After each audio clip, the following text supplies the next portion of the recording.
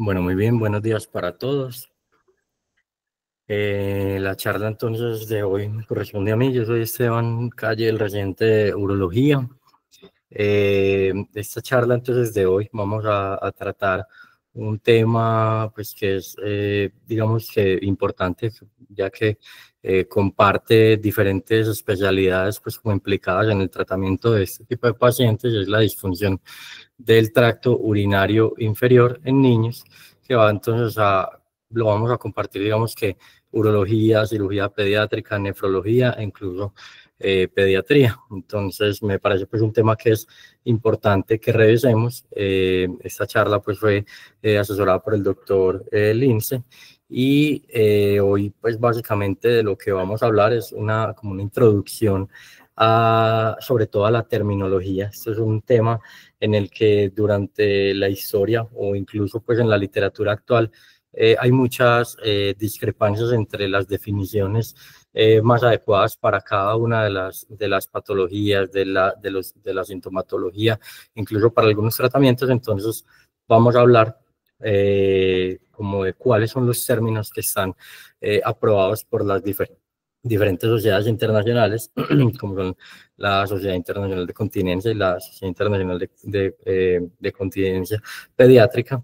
Posteriormente, entonces, hablamos de cómo es la evaluación inicial de los pacientes con dicha sospecha, cuál va a ser el tratamiento específico para las diferentes patologías, cómo se hace el seguimiento y finalmente, pues, como las conclusiones acerca del tema. Entonces, lo primero, lo más importante es definir qué es disfunción miccional. Digamos que la disfunción miccional, entonces, definida por la ICS, que es la Sociedad Internacional de Continencia, se refiere al flujo miccional intermitente y o fluctuante debido a la relajación generalmente del esfínter inadecuada o variable durante la micción en personas que no tengan una alteración neurológica. Mientras que la disfunción neurogénica del tracto urinario inferior, pues se va a referir principalmente a la función anormal de la vejiga, de la uretra o del esfínter, debido al contexto pues, de alteraciones neurológicas relevantes que estén clínicamente confirmadas. Este es entonces como un esquema que les presento, pues, en el que para hablar de disfunción del tracto urinario, básicamente entonces los pacientes los vamos a dividir en neurogénicos y no neurogénicos, y cada uno de estos puede presentar entonces alteraciones tanto vesicales como esfinterianas. Entonces, esto, pues digamos que aquí nos va a englobar todos los pacientes y nos va a ayudar como a tener un esquema mental de cuál es la probable patología que tiene el paciente, y finalmente nos va a ayudar entonces a guiar el tratamiento, que vamos a ver que el tratamiento va a estar muy dirigido a la patología, no tanto a la patología de base, sino a la sintomatología que esté presentando el paciente. Entonces, esto nos va a ayudar como a organizarnos un poco durante la charla.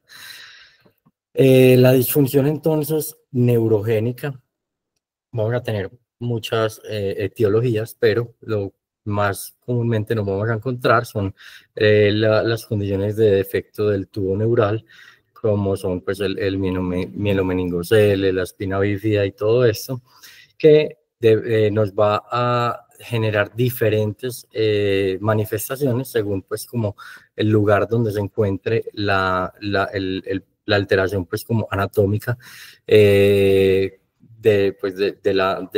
funcionamiento pues espinal. De ahí para abajo va a depender entonces cómo va a funcionar la vejiga o el tracto urinario inferior. Entonces tenemos esta gráfica clásica del profesor Marsbacher, donde encontramos que las lesiones suprapontinas, pues esto principalmente como para pacientes que tienen generalmente pues como trauma es lo que más vamos a encontrar, pero vemos entonces que estos pacientes van a, como lo vemos aquí en la gráfica, esperen les pongo el puntero, eh, van a presentar entonces vejigas que son generalmente hiperactivas con detrusores que son esfínteres que son normoactivos.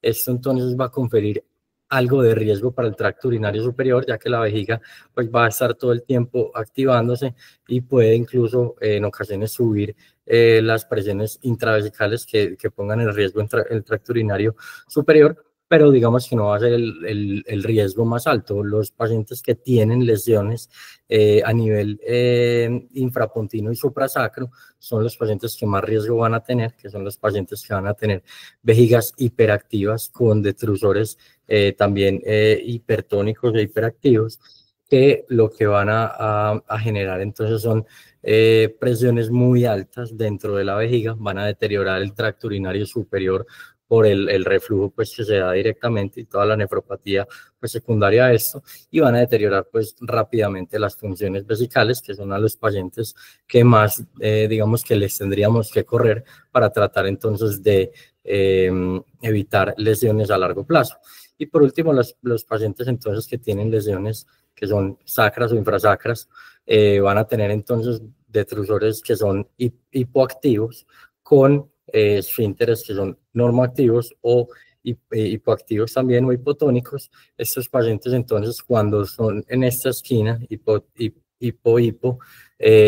van a tener entonces digamos un riesgo muy bajo porque con pocos aumentos de las presiones intravesicales van a tener entonces incontinencia y no van a tener entonces como tanto riesgo de deteriorar el tracto urinario superior. Entonces esto es como importante para conocerlo en el momento en que nos enfrentemos a los pacientes para tratar entonces de meterlos como en diferentes esquemas en los que nos va a hacer sospechar alto o bajo riesgo del deterioro del tracto urinario superior. Una de las manifestaciones entonces más importantes es la hiperactividad del detrusor. Esto entonces va a generalmente estar acompañado a la disfunción del tracto urinario inferior. Es básicamente la principal causa de incontinencia diurna en la infancia. Puede estar asociado a una sintomatología importante hasta en el 52 al 58% de los pacientes, y es una afectación que es benigna, pero que socialmente es poco aceptada, pues obviamente por todo lo que trae la incontinencia, y sobre todo si lo tenemos en pacientes pediátricos, pues vamos a tener una alteración del desarrollo importante. Sobre todo pues como en la parte psicosocial vamos a tener repercusiones importantes, y se caracteriza básicamente porque son contracciones involuntarias del detrusor, principalmente pues en la fase de llenado, que va a aumentar la presión vesical por encima de 15 centímetros de agua, y lo vamos a ver representado de esta manera en la urodinamia, donde tenemos un montón de contracciones que no son inhibidas, y en ocasiones pues van a presentar pérdida involuntaria de orina. Está entonces acompañado de la micción disfuncional, entonces se vería como un detrusor hiperactivo, donde vemos aquí las contracciones involuntarias no inhibidas, asociado entonces a una contracción anormal del esfínter durante la fase de llenado y de la durante la fase de micción, con una normalidad pues esfinteriana durante la fase de llenado principalmente. En estos casos entonces podría haber como una confusión ahí entre las manifestaciones neurogénicas y no neurogénicas. Por eso es muy importante pues hacer como una historia clínica muy detallada, incluyendo pues el examen físico, que nos va a ayudar a sospechar en pacientes pediátricos que tengan algún tipo de compromiso neurológico. Uno de los términos también que son generalmente mal usados en nuestro medio, pues es bastante frecuente que se utilicen estos términos pues como de manera libre, y es que el detrusor hipoactivo son bajas presiones del detrusor con contracciones cortas en combinación con un flujo urinario que es muy bajo, mientras que el detrusor acontráctil es realmente cuando hay una ausencia completa de la función del detrusor en la fase miccional, y generalmente entonces estos pacientes, para conseguir una adecuada micción, van a tener que hacer maniobras manuales como valsalva, presión suprapúbica, pues la maniobra de Credé, para lograr pues como algún tipo de micción. Los factores entonces, como habíamos hablado, pues ya hablamos de los factores vesicales. Ahora vamos a hablar entonces de los factores esfinterianos. Vamos a tener alteraciones en el tracto de salida vesical, en el esfínter liso. Vamos a ver pacientes que tienen síntomas de vaciado lento con bajo flujo, que van a tener principalmente como una hipertrofia del cuello vesical y va entonces a deteriorar la función adecuada, va, digamos que a descoordinar la micción, porque mientras el detrusor se está contrayendo, vamos a tener entonces una resistencia en el tracto de salida, lo que va a generar pues como señales contrarias para el sistema urinario, lo que va finalmente a desencadenar un montón de cambios inicialmente vesicales que posteriormente pues pueden llegar a deteriorar de manera retrógrada todo el tracto urinario superior, finalmente las unidades renales, que puede llevar pues a múltiples complicaciones. También vamos a encontrar entonces alteraciones esfinterianas funcionales, como son la obstrucción del cuello vesical, cuellos que no se relajan, disfunciones del detrusor esfínter, que en pacientes no neurogénicos lo vamos a llamar como micción no coordinada, cuando el esfínter está contraído y la vejiga también intenta contraerse para una micción, y lo vamos a llamar disinergia de detrusor esfínter cuando es un paciente neurogénico que básicamente pues funciona de la misma manera. Cuando tenemos también hiperactividad o hipertrofia del piso pélvico, pacientes con síntomas de retención durante mucho tiempo, a generar entonces un aumento de la fuerza que genera en el piso pélvico y va a funcionar entonces como una hipertrofia del esfínter que nos va entonces a alterar el tracto de salida y nos va a dificultar entonces una micción adecuada. Y también pues factores mecánicos como son la estrechez de uretra a cualquier nivel. En pediatría pues lo conocemos muy bien, las valvas posteriores que van a generar pues como la patología obstructiva más importante en los pacientes en neonatos, que van a llevar entonces también a múltiples consecuencias a largo plazo. La sintomatología, pues esto yo creo que es más como a manera de repaso, pero tratar también de clasificarla muy bien, porque esto es lo que nos va a determinar qué tipo de alteración va a tener el paciente. Entonces, síntomas de almacenamiento, que son principalmente el aumento de la frecuencia diurna, la nocturia, la urgencia, la enuresis y las alteraciones sensitivas vesicales, nos van entonces a llevar a punto más extremo, donde sería entonces la incontinencia de urgencia. Los síntomas del vaciamiento, que son la disminución del calibre miccional, la intermitencia, el pujo y el goteo, nos van a llevar inicialmente a una retención urinaria que posteriormente con aumentos severos de la presión intravesical puede llevar entonces hasta puntos de incontinencia por rebosamiento, y los síntomas mixtos que pueden entonces cursar como obstrucción de salida de la vejiga con hipoactividad del detrusor.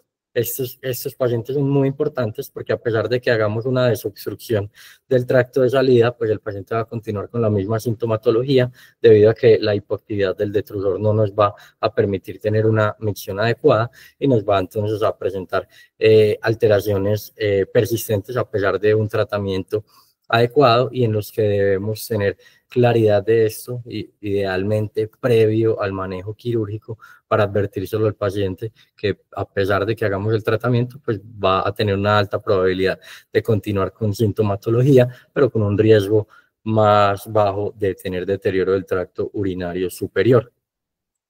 También entonces vamos a tener hiperactividad del detrusor con obstrucción del tracto de salida, que esto es lo más común en las disfunciones miccionales, que van a ser pacientes que van a tener mucho riesgo del deterioro del tracto urinario superior, y la hiperactividad del detrusor con hipoactividad del detrusor. Esto suena ilógico, pero realmente es cuando el detrusor tiene contracciones no inhibidas persistentes, pero hipoactividad en este caso entonces se va a referir a que las contracciones no son efectivas, que no logran generar una adecuada presión intravesical, entonces son detrusores que se contraen todo el tiempo pero con muy poca fuerza. Estos pacientes también van a tener entonces generalmente mucho riesgo de que cuando le hagamos el tratamiento para la hiperactividad del detrusor, debido a la hipoactividad, lo llevemos entonces a una retención urinaria, y esto entonces también es importante conocerlo, idealmente previo al tratamiento. Entonces, ¿cuáles son las consecuencias de todas estas manifestaciones que tenemos de los pacientes? A largo plazo, entonces, los pacientes van a empezar a desarrollar reflujo vesiculolateral debido a las presiones intravesicales están aumentadas, a las estasis van a generar infecciones urinarias, van al deterioro, a hacer una nefropatía que va a llevar a una enfermedad renal crónica, incluso pues, a la hipertensión pues, secundaria a todo esto. Y estos pacientes entonces van a necesitar una intervención para tratar de mejorar entonces la calidad de vida. Independientemente del cuadro que tenga el paciente, siempre habrá algo por hacer para tratar entonces de disminuir el riesgo de las complicaciones a largo plazo. Y esto es como un círculo que se repite debido a que las infecciones urinarias van a empeorar la disfunción miccional, ya que aumentan la hiperactividad vesical. Estos pacientes por reflejo pueden aumentar las presiones del esfínter, entonces van a aumentar las estasis y esto se va a empezar a repetir de manera pues grave para las consecuencias pues, que puede tener a largo plazo. Y una cosa que tenemos que tener muy en cuenta, sobre todo en la población pediátrica, vamos a encontrar que las disfunciones del tracto urinario inferior van a estar muy asociadas a las disfunciones intestinales. Entonces es muy importante que cuando evaluemos al paciente hagamos una evaluación completa de ambas sintomatologías, ya que resolver una de las dos puede en ocasiones ser infructuoso, puede que no tengamos los resultados que queremos, ya que para poder mejorar una deberíamos mejorar entonces también la otra. Entonces es muy importante tener en cuenta estas disfunciones mixtas pues de la vejiga y del intestino, lo que antes se conocía como disfunción evacuatoria, pues que ahora lo conocemos como disfunción intestino-vejiga. Entonces la evaluación inicial de estos pacientes la vamos a hacer con el objetivo de diferenciar si hay una anomalía en el llenado o en el vaciado, o incluso pues si hay una anomalía mixta para dirigir el tratamiento, distinguir entre causas que sean orgánicas, anatómicas o neurogénicas y causas que sean funcionales. Y la terapia entonces vamos a ver que va a estar muy dirigida a la causa de la presentación que esté teniendo en este paciente. Durante la evaluación inicial, entonces, muy importante, pues, cuáles son los síntomas que va a tener el paciente. Aquí tenemos la descripción de cada uno de los síntomas que puede presentar el paciente con la definición actual, pues, de cada uno. Y esto entonces lo debemos realizar para encontrar cuál es el punto en el que vamos a tener que intervenir finalmente en el paciente. Además de eso, entonces, dentro de la historia clínica, debemos hacer un cronograma de micción, tratar de identificar cuáles son los patrones miccionales que tiene el paciente, cuáles son la sintomatología principal, utilizando pues como las definiciones actuales. Los cuestionarios, hay muchos cuestionarios en la literatura que todos tienen importancia pues como diferente. Hay unos que incluyen patrones miccionales, patrones intestinales que nos pueden ayudar a caracterizar el paciente, pues esto ya digamos que queda como a libre decisión del médico tratante. Antecedentes también, muy importante conocerlo, antecedentes personales, familiares, toda la parte del neurodesarrollo, todos los antecedentes prenatales van a ser muy importantes para nosotros. La alimentación en cuanto a los patrones intestinales, conocer si hay antecedentes pues en el de neurodesarrollo también nos puede ayudar a tener pistas de qué es lo que está cursando el paciente. Causas funcionales también importante, y como ayuda podríamos tener entonces un diario intestinal y un diario miccional que nos va a ayudar entonces a tener de manera objetiva cuál es el patrón que está cursando pues como cada uno de estos pacientes. Dentro de esto, muy importante sospechar cuando los pacientes tienen una adecuada progresión en el neurodesarrollo y de un momento a otro de manera súbita empiezan a retroceder, sospechar entonces cuando hay casos de abuso sexual o uso pues, físico que nos pueda entonces generar algunas alteraciones en los pacientes, que una de ellas entonces pueden ser la parte de la función intestinal y la función miccional. Dentro del examen físico, entonces también tenemos una escala de definiciones que nos puede entonces ayudar a determinar si hay compromiso neurológico debido pues como a la anatomía que está teniendo el paciente, a los hallazgos que podamos tener a nivel sacro. Mirar también entonces la parte del examen físico, perdón, de los paraclínicos, donde el uroanálisis nos puede hablar entonces de infecciones urinarias que van a empeorar toda esta sintomatología. La función renal muy importante, pues digamos que lo que tenemos nosotros disponible en el medio es la creatinina, pero cuando tenemos alteraciones de la creatinina probablemente nos estamos encontrando con un paciente que ya ha tenido cambios durante mucho tiempo. Lo ideal sería realizar mediciones con la cistatina C, que creo pues que a futuro lo vamos a poder usar. En otros países pues ya es de uso frecuente, pero que para nosotros entonces podría llegar a ser muy útil. Y diferentes estudios en los que se incluye la histerotrografía, la urodinamia, la combinación de las últimas, que es la biourodinamia, y la resonancia magnética, que nos va a permitir entonces caracterizar adecuadamente la parte anatómica y la parte funcional del paciente para enfocar entonces realmente cuál es el tratamiento más adecuado para este paciente.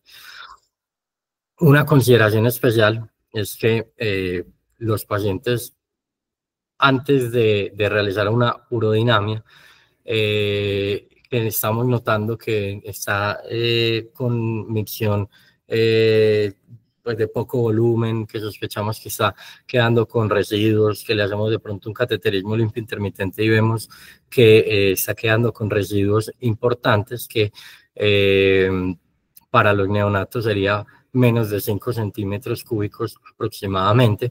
Estos pacientes, entonces, a pesar de que no les estemos haciendo ningún estudio que nos confirme la patología, deberíamos tratar de iniciar cateterismos limpios intermitentes lo más rápido posible para tratar entonces de evitar el deterioro a largo plazo.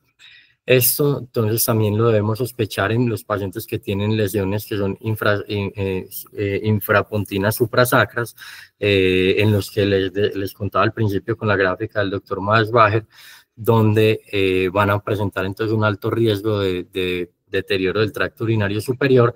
Entonces, para tratar de evitar esta consecuencia, pues lo importante sería iniciar cateterismos limpios intermitentes lo más rápido posible. Lo ideal es que estos pacientes lo llevemos de manera rápida a una ecografía de vías urinarias con una medición del residuo postmiccional. La literatura habla de la bideurodinamia o de urodinamia más histerotrografía, idealmente a los primeros 3 meses, para tratar entonces también de los pacientes con compromiso neurogénico, que no vayan a tener un shock neurogénico o compromiso pues como de la parte hemodinámica debido pues como a la hiperactividad de todo este sistema. Le deberíamos hacer una función renal y una medición de la presión arterial de manera rápida para tratar entonces de establecer cuál es realmente la característica principal de estos pacientes. En algunas partes aparece como 3 meses, en otras partes a los 6 meses, pero lo importante es tratar de hacerlo de manera rápida y juiciosa para evitar entonces también consecuencias a largo plazo. Y los pacientes entonces a los que les deberíamos buscar reflujo vesiculolateral son los pacientes entonces que tengan dilataciones, que tengan discrepancias en los tamaños renales, que tengan aumento en el espesor vesical, hiperactividad del detrusor, que tengan DLPPs elevados, que son pues, las presiones de fuga, y que tengan también entonces disenergia del detrusor esfínter, y todo esto pues acompañarlo también con un renograma, un DMSA, que nos va a ayudar a evaluar entonces la calidad del parénquima en ese momento. Los escenarios entonces básicamente a los que nos vamos a encontrar pues estos pacientes, resumiendo todo lo que acabamos de hablar, son pacientes entonces que tengan hiperactividad del detrusor, los pacientes que tengan micción disfuncional, que puede estar incluso asociado a la hiperactividad o no. Esto que puede ser generalmente comportamientos aprendidos por ejemplo, en pacientes que tengan características de ser retencionistas y que puede ser sospechado en pacientes con infecciones urinarias recurrentes, hidronefrosis secundarias o pacientes incluso que van a presentar sintomatología frecuente, que todo el tiempo están quedándose, que no sienten como una evacuación completa. Los pacientes entonces que tengan síntomas intestinales y miccionales severos, lo que se conocía como el síndrome de Hinman, o pacientes que tengan entonces también incontinencia que sea aislada únicamente con la risa, también va a estar entonces dentro de las manifestaciones no neurogénicas de estos pacientes. Mientras que los pacientes neurogénicos, entonces básicamente los vamos a acomodar en tres grandes grupos, que son los pacientes sinérgicos, que van a tener un bajo riesgo de deterioro del tracto urinario superior, ya que el detrusor y el esfínter funcionan de manera coordinada, funcionan mientras el detrusor se contrae, el esfínter se relaja y de manera pues contraria para el almacenamiento. Los disinérgicos, que son los que más riesgo van a tener, y los pacientes que van a tener una denervación completa del sistema urinario, que son entonces los que van a tener una hipoactividad o un detrusor completamente acontráctil. Esto, pues, esta gráfica que les pongo acá es asociada también con la gráfica del doctor Maesbacher, donde vemos diferencias a nivel, pues, dependiendo de dónde esté el nivel de la lesión medular, pero vamos a ver entonces que para los pacientes con defectos del tubo neural, generalmente van a tener entonces mayor compromiso lumbosacro, lumbar y sacro, y es mucho más raro pues encontrarlos a nivel torácico o a nivel cervical, que llevaría pues como a consecuencias un poco más severas no solo del tracto urinario superior, sino pues por el resto del funcionamiento neurológico pues, del cuerpo del paciente pues como tal. Entonces, retomando esta gráfica que les había mostrado al principio, entonces vamos nuevamente a clasificar, teniendo todo esto que acabamos de interrogar al paciente, de los estudios que le hacemos para clasificarlo, entonces lo vamos a llevar a clasificarlo en grupos de neurogénicos o no neurogénicos y tratar de identificar entonces dónde está la alteración, si es vesical esfinteriana, o pues si tiene de pronto un compromiso mixto del tracto urinario inferior. Y esta tabla, pues es como para tener una forma de recordar en el momento en que vamos a interpretar la urodinamia, cómo vamos a encontrar entonces a los pacientes. Por ejemplo, los pacientes que tengan hiperactividad del detrusor, entonces van a tener contracciones involuntarias con una actividad esfintérica normal durante la fase de llenado, que durante la fase del vaciamiento va a tener una contracción completamente normal, pero que el esfínter va a estar inactivo durante la micción, que sería entonces lo normal para estos pacientes. Mientras que los pacientes, por ejemplo, con disfunciones no neurogénicas, entonces van a tener alteraciones de las contracciones del detrusor con una actividad esfinteriana normal durante la fase de llenado, mientras que en la fase del vaciamiento, entonces van a tener contracciones tanto del detrusor como del esfínter, lo que va a llevar entonces digamos, a señales contrarias para el cuerpo, lo que va a generar entonces finalmente la no coordinación del tracto urinario inferior. Los grupos de riesgo, entonces, que era lo que les explicaba, esto básicamente todo se deriva pues como de un estudio que fue realizado por allá en los 80s por el doctor Maguire, donde él determinó que los pacientes que tenían presiones intravesicales pues, o presiones de fuga del DLPP mayores de 40 son los pacientes que van a tener mucho riesgo de generar entonces alteraciones del tracto urinario superior. Los pacientes que van de 25 a 39 centímetros de agua van a tener un riesgo intermedio. Los pacientes entonces que tienen presiones por debajo de 25 van a tener una vejiga que es anormal, pero que no va a generar tanto riesgo realmente para el tracto urinario superior. Y los pacientes que tienen un DLPP normal o que tienen una acomodación que va a ser mayor de 15 centímetros de agua, pues estos pacientes entonces no van a tener realmente un riesgo pues muy aumentado del tracto urinario superior. Entonces, ya cuando tenemos el paciente clasificado, vamos a ver entonces que el tratamiento va a estar dirigido principalmente como a la manifestación que está teniendo el paciente principalmente. Entonces, el objetivo va a ser una preservación de la función renal, que tenga una adecuada continencia urinaria, que sea por lo menos socialmente aceptada, que tenga una disminución importante de las infecciones urinarias y que pueda facilitar tanto la función sexual y la fertilidad como adicional pues al resto, al control del resto de las funciones fisiológicas de los pacientes.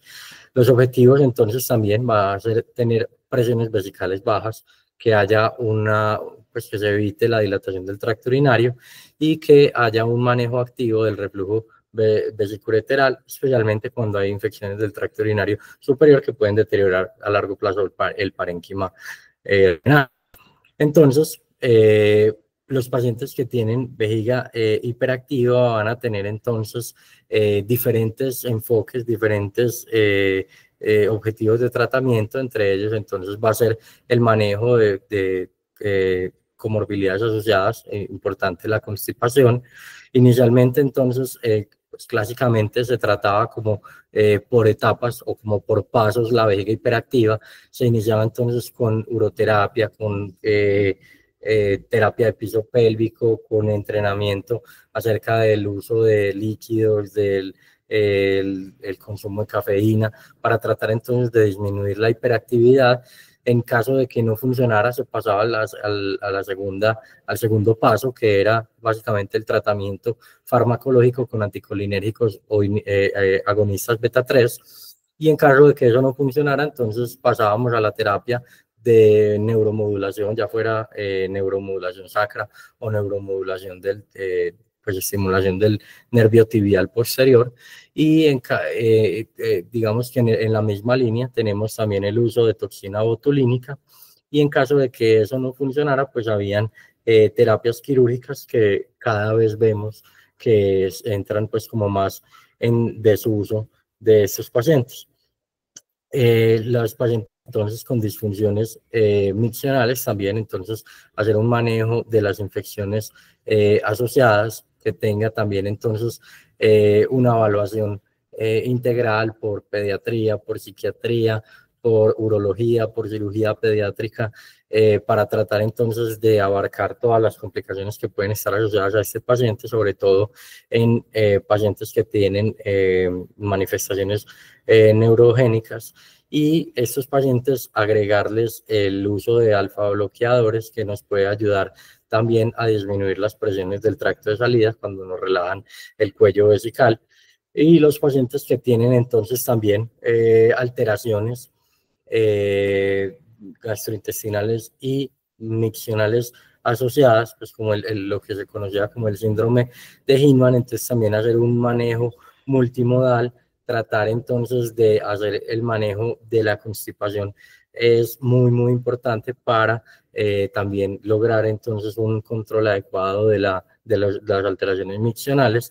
Y vamos a ver que en todos los pacientes vamos a tener el uso de cateterismo limpio intermitente, pues principalmente en los pacientes con disfunción miccional y en los pacientes con manifestaciones gastrointestinales y miccionales concomitantes. Esto entonces pues puede ser resumido en esta tabla, donde los manejos mínimamente invasivos van a estar dirigidos entonces según la manifestación que tiene el paciente. Vemos que el cateterismo limpio intermitente va a ser el manejo casi que o la piedra angular en el manejo de todos estos pacientes, y asociados entonces a terapia farmacológica como son los tratamientos antimuscarínicos y la reciente aparición de los beta 3 agonistas, nos va a ayudar entonces a mejorar los pacientes que los parámetros de los pacientes que tengan baja capacidad, baja acomodación, hiperactividad del detrusor, estos pacientes entonces, en caso de que fallen a estos tratamientos conservadores, entonces pueden ser llevados a aplicación de toxinas botulínicas, a un cistoplastia de aumento o derivaciones urinarias. Lo vamos a ver principalmente pues en los pacientes con baja acomodación, baja capacidad e hiperactividad del detrusor. mientras que los pacientes que estos, digamos, que están aparte, son los pacientes que tienen resistencia del tracto de salida. Entonces, a estos pacientes se van a beneficiar principalmente de alfa bloqueadores y van a tener entonces necesidades de algún tipo de derivación, incluso algún tipo de procedimiento en el cuello vesical, como son las cervicotomías, para tratar entonces de liberar un poco la tensión que genera el cuello durante la micción.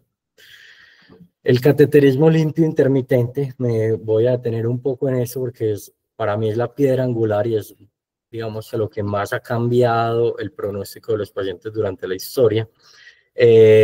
Los pacientes que requieren cateterismo limpio intermitente deben tener un adecuado entrenamiento para un adecuado funcionamiento de esto. Y digamos que el punto histórico en el que más importancia se le dio a esto fue por allá en los 60, donde los pacientes que tenían trastornos del tubo neural, menos del 10% sobrevivían a la infancia, y por allá en los 90, cuando se desarrollan entonces todas estas técnicas de corrección, se invierte la gráfica y se va a ver que entonces hasta el 85% de los pacientes sobrevivían en la infancia, pero que estos pacientes seguían teniendo riesgos de falla renal a largo plazo, que va a generar una mortalidad importante y que va a requerir entonces seguimientos a muy largo plazo. Entonces, ¿qué fue lo que cambió todo esto? Que los pacientes entonces que empezaron a hacerse un cateterismo limpio intermitente que ayudaba a prevenir el deterioro del tracto urinario superior, a pesar de que tenían trastornos neurológicos severos, pues lograban mantener presiones intravesicales bajas, casi que tener una micción que fuera similar a la fisiología normal y tratar entonces de evitar las consecuencias a largo plazo. Y esto entonces nos lleva a recalcar pues como todo el manejo o el objetivo del manejo de estos pacientes, que es tener control tanto de la parte vesical, pero tener en cuenta que también tenemos otras manifestaciones como son las intestinales y las sexuales, que tenemos también que tratar de evaluar en estos pacientes para hacer un manejo interdisciplinario adecuado, no hacer pues como el enfoque únicamente como en los trastornos miccionales del paciente como tal. Entonces, cuando hablamos de cateterismo limpio intermitente, pues lo ideal es que entrenemos a la familia, sobre todo pues en los pacientes que no se pueden hacer el autocateterismo, que se hagan cateterismos idealmente entre 5 y 7 veces al día. Tenemos escalas que nos puede ayudar o guiarnos un poco en la selección del calibre, que puede ser de los 0 a los 2 años 6 French, de los 2 a los 5 años 6 a 8 French, de los 5 a los 10 años 8 a 10 French, de los 10 a los 16 años de 10 a 12 French, y mayores de 16 años de 12 a 16 French. Esto no es una camisa de fuerza, lo podemos ajustar pues según como las necesidades que tengamos de cada uno de nuestros pacientes, pero tenerlo pues ahí como guía en el momento de seleccionar cuál va a ser la sonda que vamos a iniciar para estos pacientes. Y tenemos diferentes tipos de catéteres, pues los clásicos, las sondas Nelaton, que son las sondas de polivinil, que son pues, el PVC, que van a requerir una lubricación, van a requerir una técnica adecuada en el que hay que hacer un muy buen entrenamiento para tratar de disminuir el riesgo de traumatismo uretral. Y en caso de que pues, sea un poco más difícil o que los pacientes estén presentando infecciones urinarias a repetición, que tengan trauma o que tengan estrechez de uretra ya establecida, los catéteres hidrofílicos han establecido pues como diferencias importantes, que incluso tenemos tamaños pediátricos, tenemos disponibilidad de catéteres para mujeres, catéteres para hombres, tenemos catéteres en los que evitamos el contacto para hacer una técnica un poco más aséptica. Entonces, estos catéteres, tenerlos en mente que pueden ser pues, útiles en el momento de seleccionar los pacientes que pueden ser un poco más difíciles por algún tipo de trauma o algún tipo de anomalía anatómica que tengan.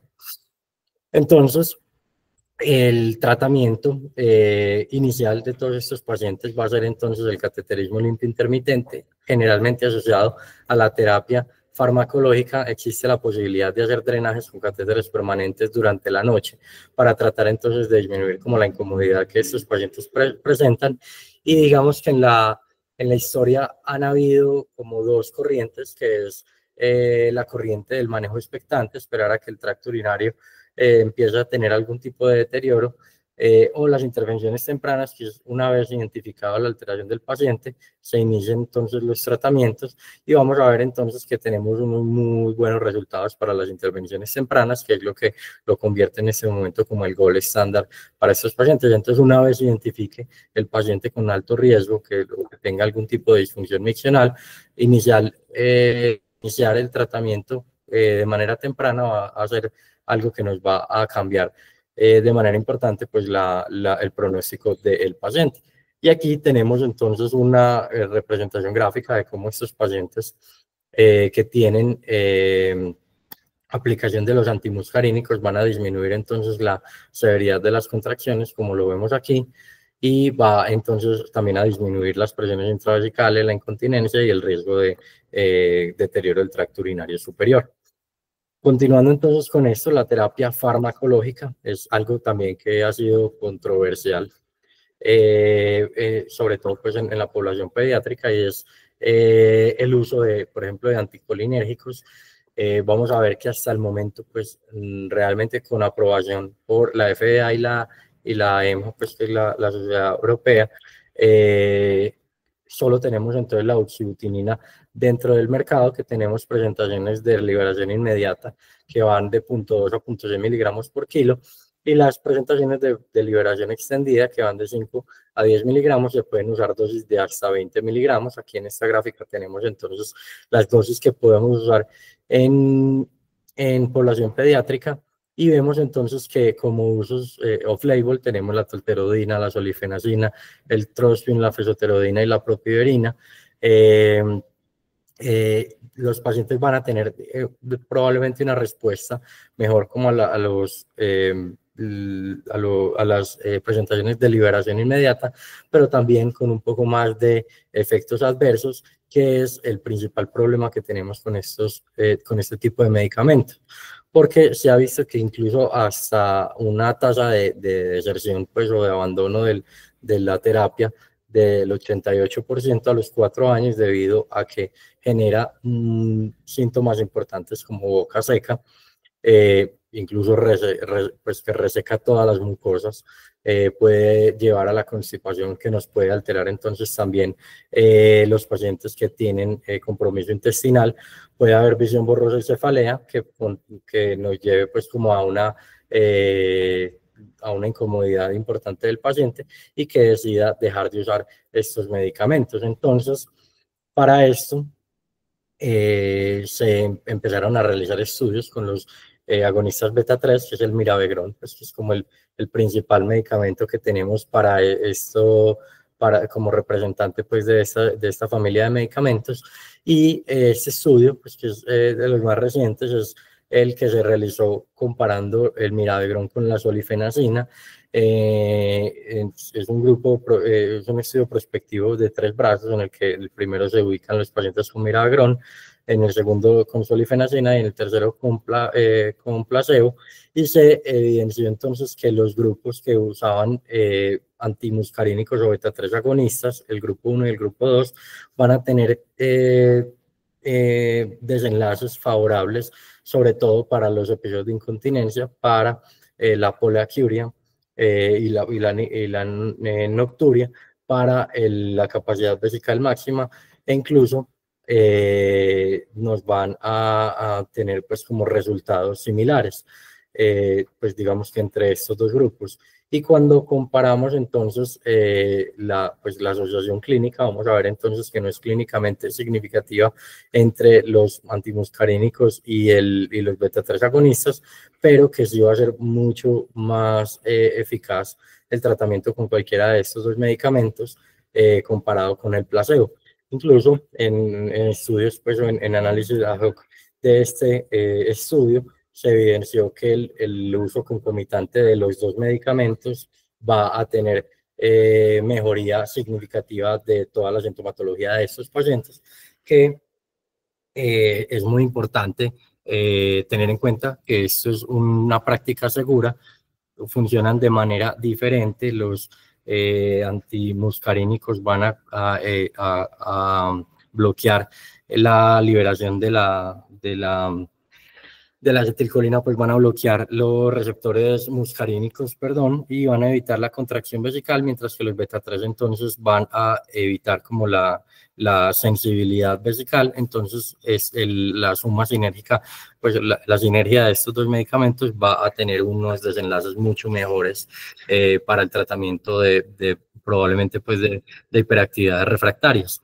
Estos pacientes entonces también dentro del mismo estudio se realizó el análisis de complicaciones, se reportó únicamente boca seca en el 2%, constipación en el 1.6%, hipertensión arterial como consecuencia del uso de beta 3 en el 1.5% de los pacientes, y esto pues dentro de la revisión de la literatura se ve que tiene como porcentajes similares de este tipo de complicaciones.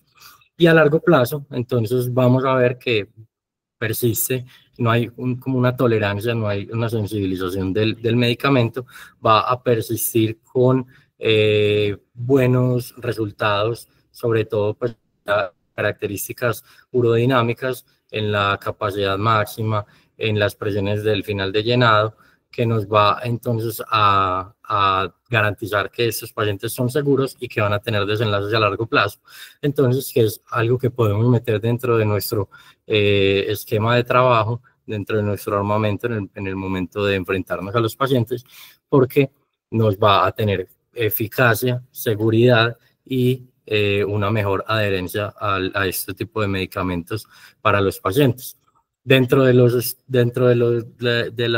la literatura encontramos entonces que no está recomendado para pacientes menores de 3 años.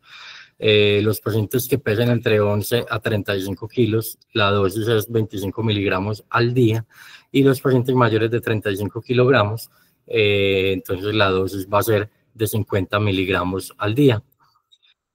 Pasando entonces al tratamiento quirúrgico, en esto no voy a ahondar en todos. Básicamente entonces vamos a tener diferentes esquemas o diferentes posibilidades de manejo.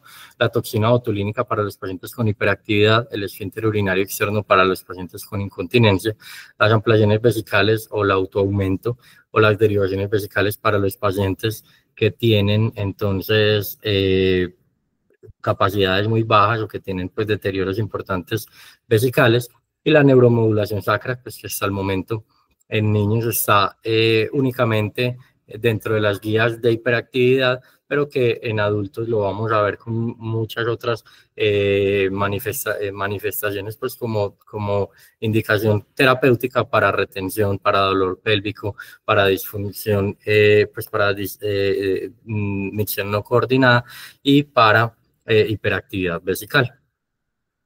Entonces, iniciando con la toxina botulínica, que también fue algo que revolucionó entonces el tratamiento de estos pacientes, tenemos un estudio clásico del 2003, que fue el que nos ayudó a saber que era seguro usarlo en niños. Este estudio entonces tomó 15 niños en los que tuvo una respuesta parcial o adecuada, favorable en 12 de 15 de estos pacientes. A ellos se les aplicaba 100 unidades intravesicales, teniendo en cuenta que no eran pacientes neurogénicos, y a los 6 meses tenían una persistencia de la respuesta, pero se veía que de 3 a 9 meses en algunos requerían entonces nuevas aplicaciones. Llevaban a un aumento de la capacidad vesical en 367 y 271 mililitros después de la aplicación, y las complicaciones pues realmente son complicaciones de baja complejidad, que eran episodios de retención urinaria que se autolimitaban, únicamente requerían derivación con sonda urinaria permanente. En 2 de estos pacientes se presentó infección urinaria, que no se sabe si la tenían previamente o no, y un episodio de reflujo vesiculolateral que no fue confirmado, simplemente el paciente presentó un dolor lumbar que a las 2 semanas pues se autolimitó y el paciente pues o los padres del paciente no permitieron que se le hiciera una cistoretrografía para confirmar esto.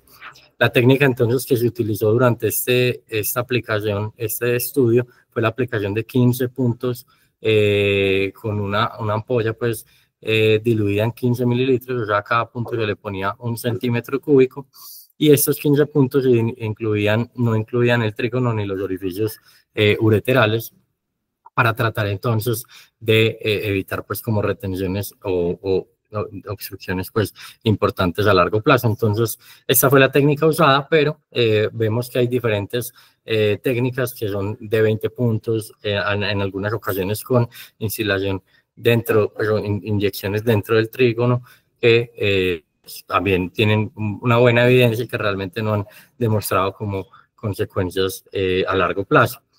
Entonces, la toxina botulínica básicamente es un inhibidor de la liberación de la acetilcolina.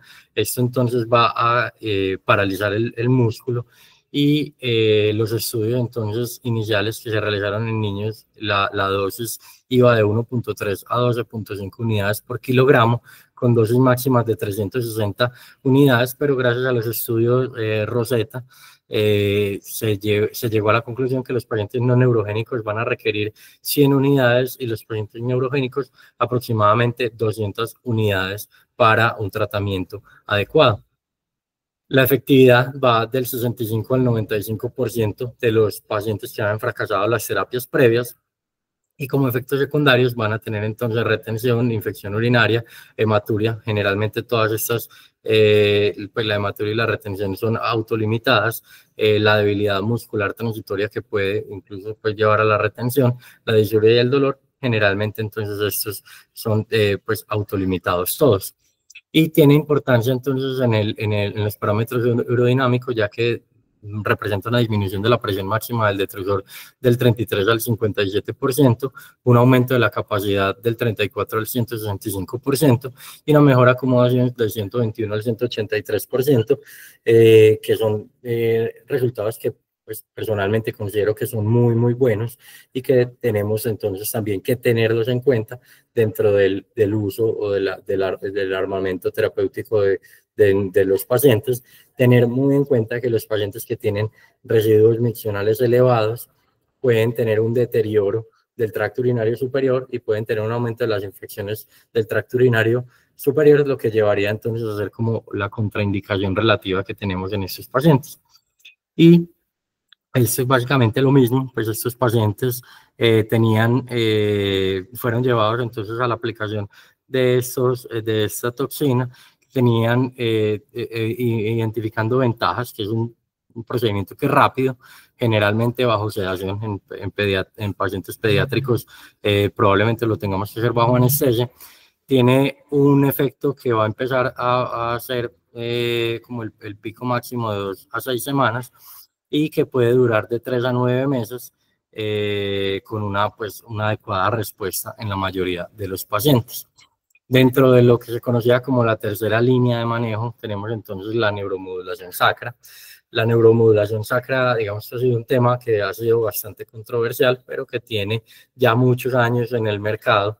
En esta línea del tiempo, entonces identificamos que desde el 97 fue lleva pues como al mercado con la indicación de el tratamiento de la urgencia. En el 99, debido a los estudios pues que se habían realizado por Smith y Tanago, se encuentra entonces que también es útil para la frecuencia para la retención no obstructiva. En el 2000 llega la neuroestimulación del nervio tibial posterior, y en el 2011 se incluyen las guías para la incontinencia fecal. Y en la última guía de las buenas prácticas del uso de neuromodulación sacra, que fue en el 2018, encontramos entonces que hay una inclusión de la población pediátrica con unos niveles de evidencia que no son los más altos, pero que pueden ser, digamos que tener en cuenta este tratamiento para pacientes que hayan fracasado con modificaciones comportamentales, biofeedback, terapias farmacológicas, que no los queremos llevar a una cirugía que puede ser irreversible. Entonces, de estos como los candidatos para la terapia con neuromodulación sacra. Entonces, vamos a ver, en la literatura abundan los estudios en niños, no todos son muy buenos, no hay muchos estudios prospectivos ni con poblaciones muy grandes, pero se ha demostrado que tienen una alta seguridad y eficacia. Vemos entonces que tienen también buenas respuestas en cuanto al control de la sintomatología, principalmente para los pacientes con hiperactividad vesical, que tienen también importantes implicaciones sobre los parámetros urodinámicos que nos pueden ayudar entonces también a sumar criterios para el implante de este tipo de dispositivos, y que pueden tener tasas que son muy prometedoras. Aquí vemos entonces los pacientes que tenían sintomatología previa a la cirugía, los midieron entonces con los scores de calidad de vida, y vemos entonces cómo en cada valoración, una semana postoperatoria y después a los 3 meses del postoperatorio, vemos entonces cómo van mejorando los índices de satisfacción, incluso pues como en los seguimientos que son a largo plazo en cuanto a la mejoría global de la sintomatología, de la percepción pues de la calidad de vida.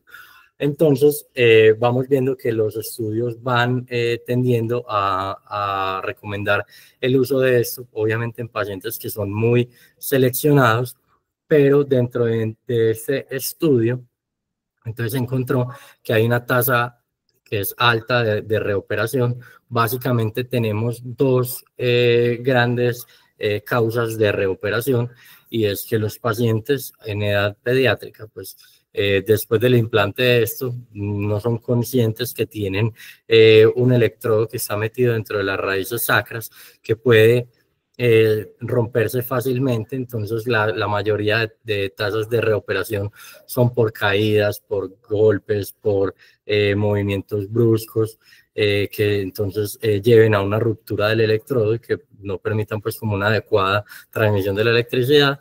Y también pacientes entonces que al crecer pues obviamente hay un elongamiento de toda la musculatura, todas estas estructuras pueden desacomodar el electrodo, y que finalmente entonces esto es lo que ha llevado a que la mayoría de la literatura recomiende el uso de neuromodulación sacra por lo menos en pacientes que tengan más de 16 años.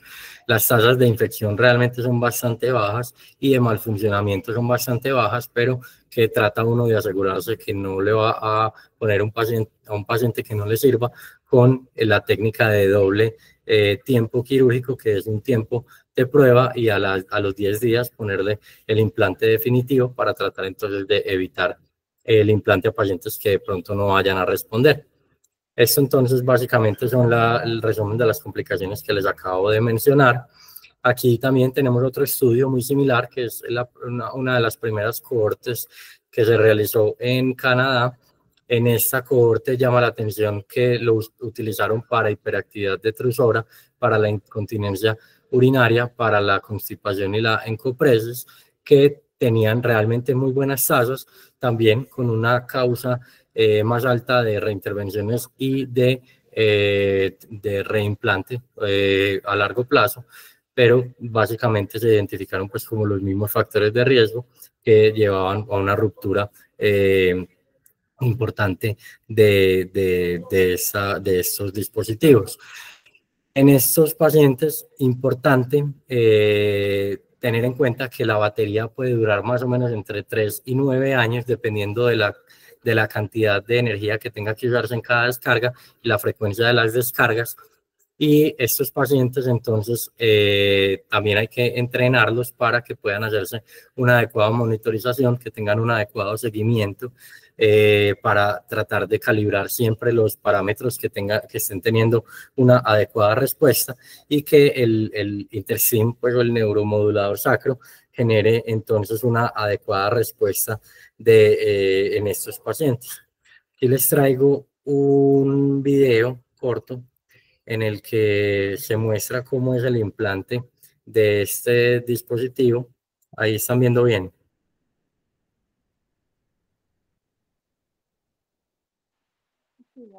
Bueno, entonces el paciente está pronado, se le aplica un sensor a nivel del talón. Generalmente los pacientes se hacen bajo sedación consciente. Algunos se hacen entonces bajo anestesia general, sobre todo en población pediátrica. Lo que hacemos entonces inicialmente es marcar los forámenes por donde vamos a ingresar con el dispositivo. Aquí entonces esto todo se hace bajo visión fluoroscópica, y cuando tenemos entonces los forámenes, pues la región medial de los forámenes marcada, entonces pasamos a hacer una visión lateral donde vamos a identificar el orificio de S3. Vamos a tratar entonces de ubicar cuál va a ser el ángulo de entrada con una previa infiltración de anestésico, y por este mismo orificio vamos entonces a introducir la aguja, pues que nos va a servir de guía. Todo esto es como una técnica de Seldinger muy similar a lo que hacemos en otros procedimientos. Estas agujas entonces empezamos a generarle descargas eléctricas. Lo ideal es que no tengamos que subir a más de 2 miliamperios, y vamos a empezar a ver respuestas a nivel glútea y a nivel de los dedos de los pies. Cuando tenemos esta adecuada estimulación, entonces vamos a hacer el cambio de esta aguja por una guía sobre la que vamos a pasar posteriormente un dilatador. Como lo vemos aquí, este dilatador entonces va a tener una guía radiopaca, que es la que nos va a guiar hasta donde la debemos introducir. No debe sobrepasar la mitad del sacro, y posteriormente sobre esta entonces vamos a introducir el electrodo, que va a tener 4 puntos de contacto. Estos puntos, lo ideal es que todos estén generando descargas adecuadas. Los 4 deben generar descargas adecuadas para determinar entonces que fue un implante adecuado, y todos deben quedar por debajo entonces del límite pues como interno del sacro, para confirmar entonces que esté estimulando las raíces sacras de S3, que es lo que estamos buscando. Posterior a esto entonces se deja un implante temporal, que es el implante de prueba. Este se usa más o menos por 10 días, y si vemos que hay un adecuado control de los síntomas, que se determina como una mejoría del 50% de la sintomatología, entonces se procede a hacer un implante definitivo, que es una batería, un generador de impulsos subdérmicos. Esto generalmente pues es cómodo para los pacientes y no genera ninguna alteración a largo plazo, y que es fácilmente intercambiable pues cuando se acabe la batería. En caso de que no funcione, pues simplemente se retira el electrodo. Tenemos entonces también estudios con estimulación del nervio tibial posterior, que es mucho menos invasivo. Aquí tenemos entonces un resumen de todos los pacientes. Realmente las tasas al principio se veían que eran muy bajas, pero se ha ido haciendo como una modificación de la frecuencia de la realización de estas terapias, incluso con los TENS portátiles, pues que los pacientes pueden comprar. Eso cuesta cerca de 200.000 pesos. Se le enseña al paciente por medio de una terapeuta del piso pélvico cómo se hace todo este entrenamiento, y ellos lo hacen en la casa y han demostrado éxitos incluso hasta en el 80% de los pacientes. Entonces es algo que también tenemos que tener en cuenta. Aquí tenemos entonces uno de los estudios más representativos, donde se ven también mejorías que son clínicamente significativas, estadísticamente significativas, perdón, para todos los parámetros urodinámicos, como lo vemos en esta primera línea. Entonces es algo que es no invasivo, que puede tener una muy buena respuesta, y que lo podemos tener muy en cuenta en estos pacientes. En cuanto al seguimiento, también hay muchos esquemas de seguimiento. Hay diferentes guías que nos indican cómo deberíamos seguir a estos pacientes. Personalmente, a mí la que más me gusta es la ACCS, que es la Sociedad de Continencia de Niños. Esta, entonces, me gusta, es porque no tiene tanto procedimiento invasivo repetitivo, por ejemplo, como las guías británicas que hacen procedimientos invasivos a repetición, que nos puede llevar también a incomodidad del paciente, pérdida, pobre adherencia o incluso infecciones urinarias a largo plazo. Entonces, esta básicamente se va a guiar por ecografía, urodinamia y gammagrafía. Principalmente los niños recién nacidos las van a requerir, pero a medida que los pacientes van creciendo, entonces vamos a ver que únicamente los seguimientos se hacen con ecografía y pues asociado a esto una función renal, pero que los estudios que son un poco más invasivos o que pueden generar algo de radiación, entonces vamos a ver que disminuye la tasa de intervenciones únicamente a cuando esté indicado, cuando veamos cambios pues como en el tracto urinario que nos hagan sospechar que hay algún empeoramiento o alguna aparición de nuevas alteraciones. Importante entonces tener en cuenta que estos niños que van pues que los va a tratar cirugía pediátrica en algún momento van a llegar a urología, entonces tratar de hacer como una urología de transición adecuada para hacer que haya una buena comunicación entre las dos especialidades. A manera entonces de conclusión, es importante tener esto muy presente, ya que ocasionalmente seremos los primeros en tener contacto con el paciente en cualquiera de las especialidades. Le puede llegar tanto a urología como a cirugía pediátrica, a psiquiatría, pediatría, nefrología. Entonces, tener muy en cuenta que estos pacientes van a tener muchas manifestaciones que deben ser estudiadas de manera interdisciplinaria. Muy importante en nuestro medio la sospecha de abuso sexual. Tener en cuenta los cambios que se van a generar en la adultez, lo que les acabo de decir pues, de la urología de transición. Las consecuencias pueden ser muy graves, que van incluso a empeorar el pronóstico cuando el tratamiento se inicia de manera muy tardía. Los cateterismos limpios intermitentes van a ser la piedra angular en el tratamiento. Aparece pues como el uso de beta 3 agonistas. En nuestro medio pues tenemos disponibilidad del miravigrón, que es una posibilidad que es segura a los anticolinérgicos. Incluso la combinación de estos dos pues también podría ser una posibilidad terapéutica. Y la neuromodulación sacra es una opción que cada vez es más válida, que cada vez nos ayuda para otras patologías, retención, dolores pélvicos crónicos, pero que en el momento pues, lo tenemos para hiperactividad refractaria en pacientes, incluso en pacientes neurogénicos dentro de la población pediátrica. Eso es lo que les tenía para hoy. Muchas gracias.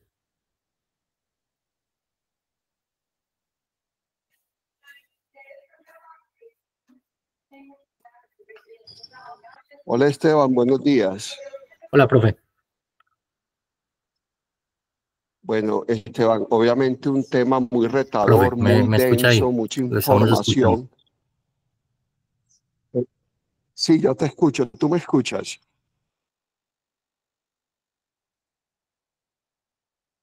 Sí, doctor, adelante. Hola, ¿sí me escuchas? Hola. Sí, te escuchamos claro, Abraham. Hola, sí, doctor, adelante. Bueno, no, que te decía que es un tema bastante denso, mucha información y obviamente es un tema retador y desde la fase diagnóstica hasta el manejo. Yo te tenía 3 preguntas muy puntuales. La primera, ¿tú crees que actualmente hay alguna indicación específica para hacer derivaciones urinarias en niños con trastornos funcionales de la vejiga? O sea, me refiero a vesicostomías. Pues pienso que los pacientes con un detrusor que es completamente acontráctil, que está enervado, que no sean candidatos a cateterismos, pues a autocateterismos, pues lo ideal entonces hacer algún tipo de derivación para un conducto cateterizable, pues es como la principal causa, pero también en pacientes que tengan alteraciones que requieran cateterismos limpios intermitentes, que no tengan cuidadores que lo puedan hacer, para darles un poco de autonomía, pues es como la indicación más clara que hay para el uso de este tipo de derivaciones. Esteban, pero esa no fue la pregunta que te hice.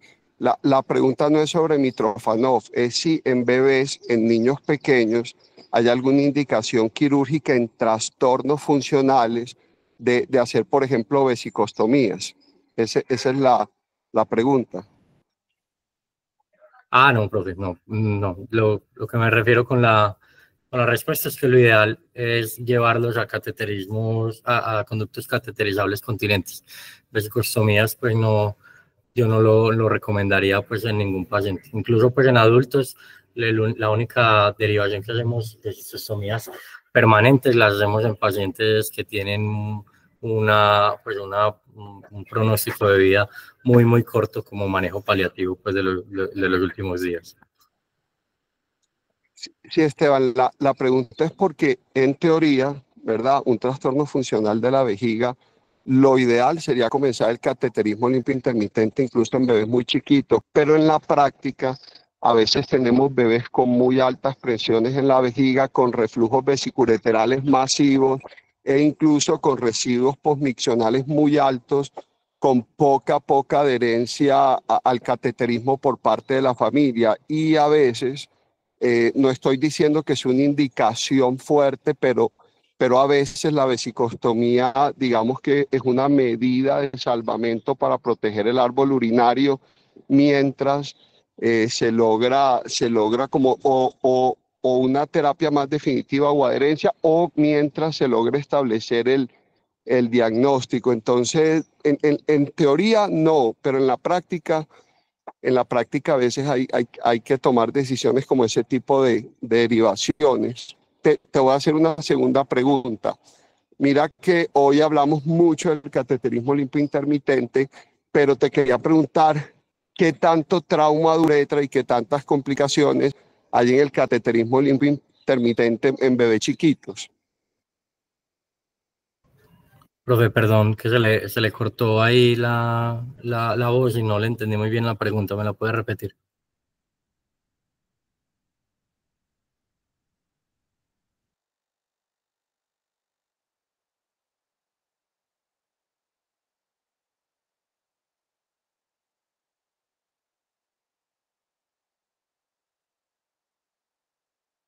No sé si al doctor se le habrá como desconectado o estará sin señal en este momento.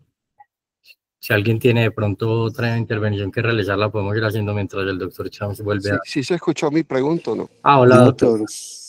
No, no se le entendió, profe, la pregunta.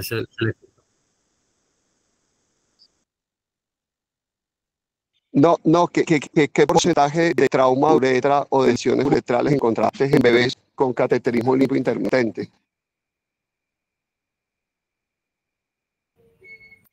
Profe, pues realmente no encontré pues como ningún estudio que lo clasificara como por porcentaje de trauma. Simplemente hablaban que en caso de que hubiera dificultad, pues se recomendaban los hidrofílicos, pero no encontré realmente como algo que hablara de un porcentaje. Yo creo que esto está subdiagnosticado, no, muchas veces no se reporta, sobre todo en nuestro medio, que la mayoría de familias deciden hacer maniobras de Valsalva o maniobras de CREDE para continuar con la micción porque creen que esto va a ser suficiente. Entonces, cuando tienen algún tipo de trauma, continúan con esto y se está subestadificado.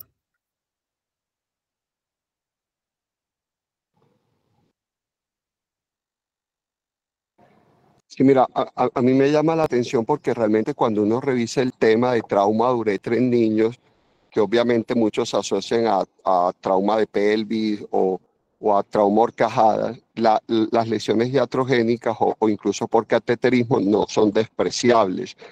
Hay series que hablan de riesgo muy bajito, como del 3%, pero incluso hay series que hablan incluso de riesgo de lesión de uretra en niños de hasta un 15%. O sea, es demasiado amplio, pero es siempre tener en cuenta que nos puede llegar niños también en cateterismo limpio intermitente con falsas rutas y es muy importante las recomendaciones que hiciste sobre el tipo de sondas, alertar a los papás sobre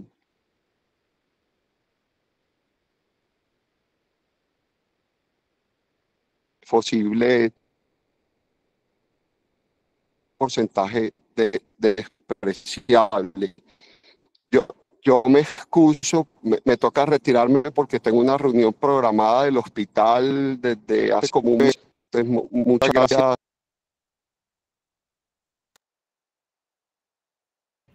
Profe, gracias.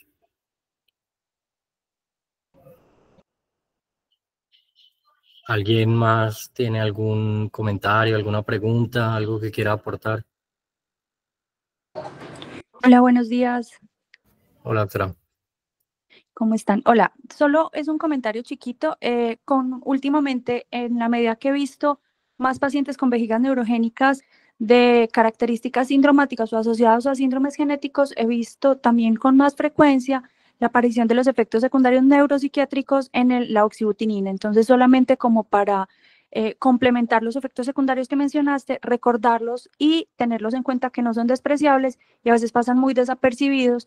Entonces, es cambios en el comportamiento, irritabilidad, inclusive alucinaciones o fotopsias han descrito los estudios y los pacientes.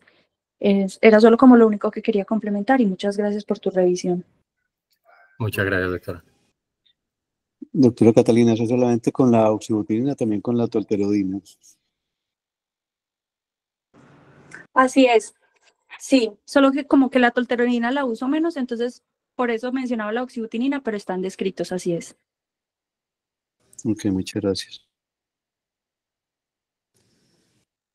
Si hay algún otro comentario.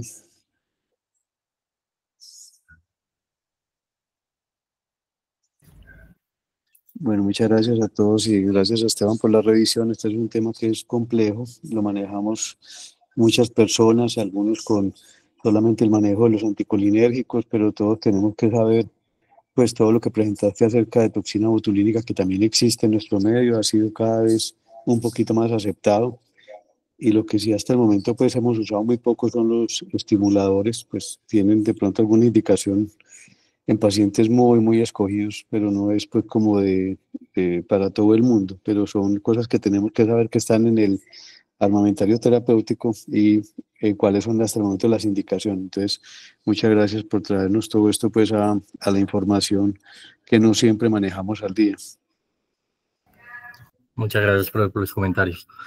Bueno, entonces, si alguien más quiere opinar, si no, ya quedan los docentes para la reunión del servicio. Hoy no hay más revisión de tema. Muchas gracias como a todos los asistentes y quedo atento, pues si necesitan cualquier cosa me pueden contactar.